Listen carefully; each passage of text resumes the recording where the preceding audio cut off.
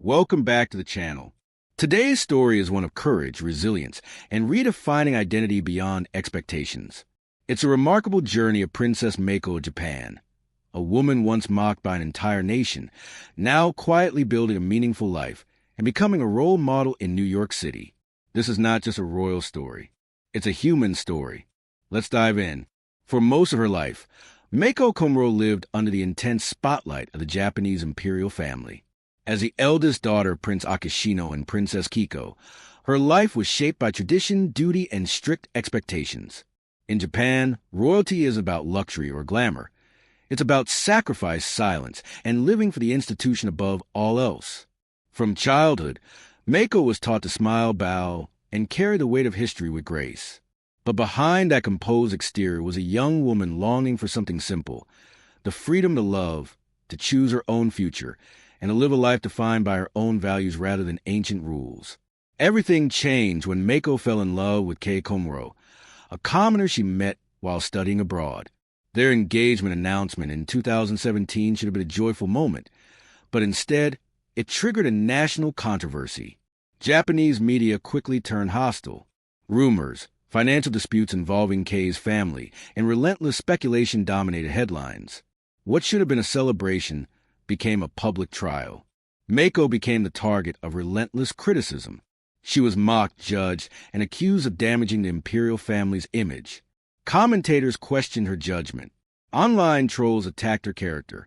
Even some citizens felt betrayed, believing she was abandoning her royal duty for personal happiness. For years, the wedding was delayed under immense pressure. During this time, Mako reportedly suffered from PTSD due to the media harassment. Yet, she remained firm in her decision. She didn't speak out publicly. She didn't fight back. Instead, she waited, quietly enduring the storm. In 2021, Mako made one of the boldest decisions in modern Japanese royal history. She renounced her royal status to marry the man she loved.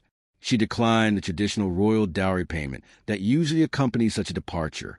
No grand ceremony. No lavish farewell, just a quiet civil marriage and a simple life ahead. And then she left Japan. Mako and Kei moved to New York City, one of the most competitive, fast-paced, and challenging cities in the world. For someone raised within palace walls, this was a complete transformation. She went from imperial privileges to everyday struggles, navigating subways, working regular jobs, paying rent, and blending into a city of millions. To some, this looked like a fall from grace. But to Mako, it was freedom. In New York, Mako reclaimed her identity, not as a princess, but as a woman. She began working in the arts and museum world, building on her academic background in art history. Instead of royal duties, her days were filled with research, exhibitions, and cultural projects. She wasn't being served anymore. She was serving her community in her own way. For the first time in her life, she could walk down the street unnoticed. No bows, no titles, no expectations. Just Mako. Slowly, her story began to change. The same woman once mocked by her country was now being admired abroad. Not for her title, but for her strength, humility, and courage. In New York, she became a symbol of quiet resilience.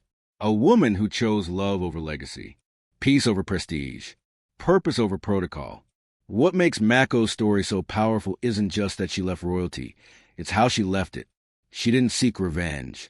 She didn't sell her story. She didn't exploit her past. Instead, she chose dignity. She chose privacy. She chose to rebuild her life from the ground up, and in doing so, she became a role model for people around the world, especially women, who feel trapped by expectations, family pressure, or societal rules. Mako's journey sends a powerful message. You are allowed to choose yourself. Think about it. How many people live lives designed by others? How many dreams are buried under the weight of tradition, fear, or obligation?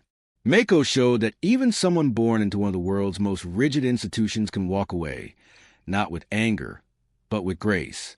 Her story also reflects a deeper shift in modern royalty. The world is changing. Younger generations no longer accept roles simply because they are assigned. They want meaning. They want authenticity. They want happiness. And Mako became a quiet pioneer of that shift.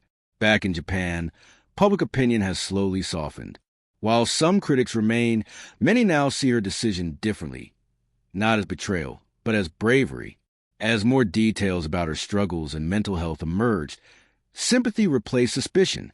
People began to understand that behind the royal label was a human being who had been hurting. And perhaps the most remarkable part of her journey is this. Mako didn't lose her dignity when she left the palace. She gained it. In a world obsessed with status, wealth, and public image, Mako chose something rare, inner peace. She chose a life where her worth is not measured by her bloodline, but by her character. Today, in New York City, Mako lives a quiet, ordinary life, and that is her greatest achievement. No royal guards, no official schedule, no national pressure, just a woman walking her own path.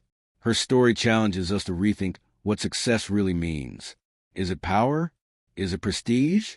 Or is it the freedom to wake up each day as your true self? Mako's journey reminds us that courage isn't always loud.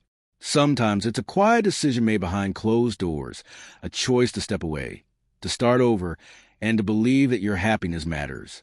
So the next time you feel trapped by expectations, remember this. A former princess once walked away from a throne to live a life of purpose and peace. And in doing so, she became something even greater than royalty. She became free.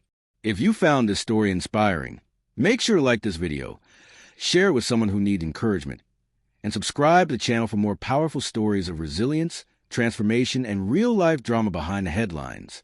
Thank you for watching, and I'll see you in the next video.